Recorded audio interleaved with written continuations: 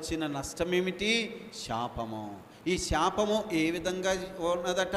అతడు కష్టపడి సేద్యం చేస్తాడు, కానీ తీరా పంట చేతికి వచ్చాడు, తుఫాను వచ్చి కొట్టుకుపోతున్నాయే, ఆ గింజలు మాత్రం ఇంటికి రావు. అర్థమైందండి పదము? ఏమైంది?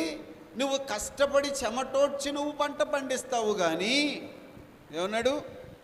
అది తన సారమును ఇక మీదట నీకు ఇయ్యదు. దానివల్ల ఏ ఫలం పొందడు. అంటే దాని అర్థం ఏమిటి? నీ కష్టార్జితము పెద్ద చిల్లు సంచిలో పడిపోతుందని అర్థము. చాలా కష్టపడతారు, దేవుని విసర్జించుట వలన కలిగిన శాపం అండి ఇది. ప్రభు అన్నాడు, నీ గిన్నె నిండి పొర్లు నాగును నేను నీ దీవిస్తానన్నాడు. ప్రభుతో ఉంటే. ప్రభువును విసర్జించినప్పుడు ఆలోచన చేస్తే ఏమవుతుందండి? ఏమవుతుంది? కష్టార్జితమే ఇంత ఉందని అనుకుంటే పెద్ద